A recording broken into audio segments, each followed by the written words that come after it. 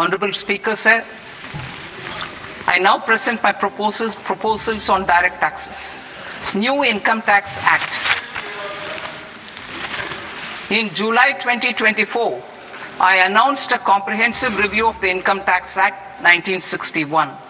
This was completed in a record time, and the Income Tax Act 2025 will come into effect from 1st April 2026.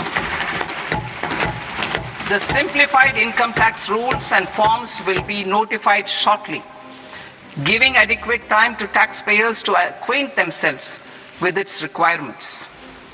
The forms have been redesigned such that ordinary citizens can comply without difficulty. Ease of living.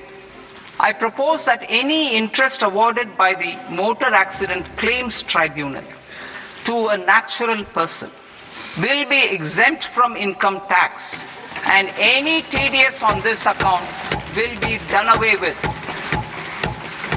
I propose to reduce TCS rate on the sale of overseas tour program package from the current 5% and 20% to 2% without any stipulation of amount. I propose to reduce TCS rate for pursuing education and for medical purposes under the Liberalized Remittance Scheme, popularly known as LRS, from 5% to 2%.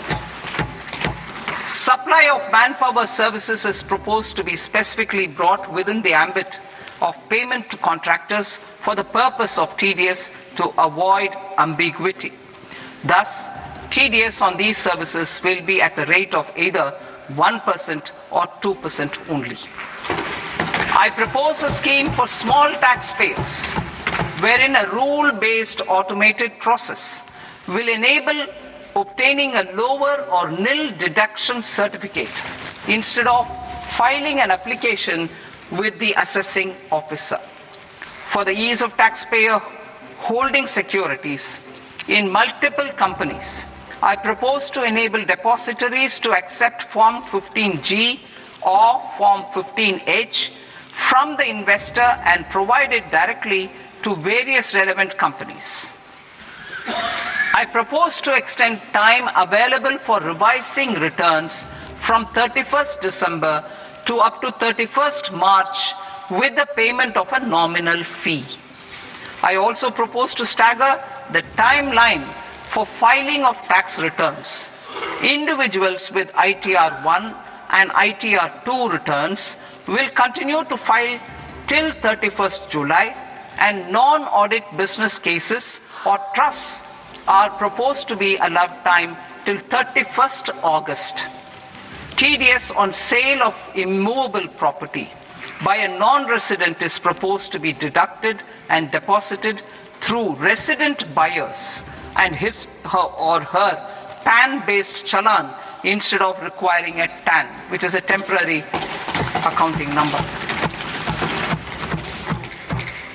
To address practical issues of small taxpayers like students, young professionals, tech employees, relocated NRIs, and such others, I propose to introduce a one-time 6-month foreign asset disclosure scheme for these taxpayers to disclose income or assets below a certain size. This scheme would be applicable for two categories of taxpayers, namely A, who did not disclose their overseas income or assets, and B, who disclosed their overseas income and or paid due tax but could not declare the asset acquired. For category A, the limit of undisclosed income or asset is proposed to be up to 1 crore rupees. They need to pay 30% of fair market value of asset or 30% of undisclosed income as tax and 30% as additional income tax in lieu of penalty, and would thereby get immunity from prosecution. For category B, asset value is proposed to be up to 5 crore rupees. Here, immunity from both penalty and prosecution will be available with a payment of fee of 1 lakh rupees. Rationalizing penalty and prosecution. Multiplicity of proceedings are hindrance to the ease of doing business. I propose to integrate assessment and penalty proceedings by way of a common order for both. There will be no interest liability on the taxpayer on the penalty amount for the period of appeal before the first appellate authority, irrespective of the outcome of appeal process. Further,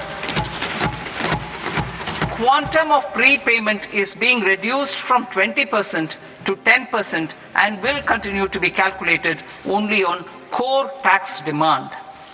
As an additional measure for reducing litigation, I propose to allow taxpayers to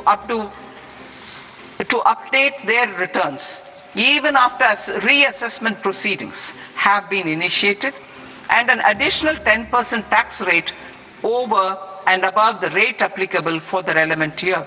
The assessing officer will then use only this updated return in his proceedings. There is already a framework for immunity from penalty and prosecution in the cases of underreporting. I propose to apply this framework for immunity to misreporting too.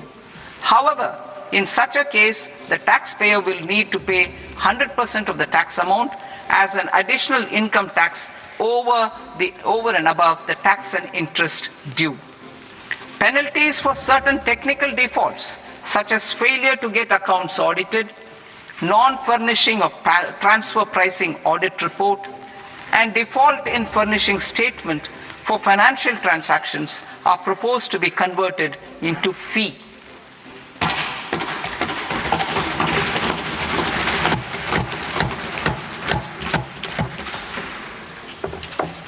I propose to rationalize prosecution framework under Income Tax Act while maintaining a careful balance for deterrence in some serious offence.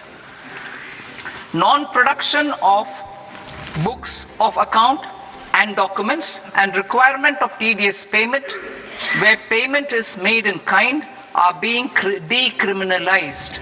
Further, minor offences will attract fine only. The remaining prosecutions will be graded commensurate with the quantum of offence. They will entail only simple imprisonment with maximum imprisonment reduced to 2 years and power to courts to convert even those into fines. There is no penalty.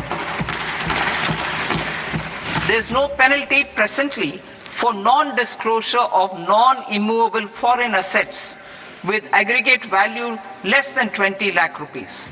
I propose to also provide them with immunity from prosecution with retrospective effect from 1/10/2024.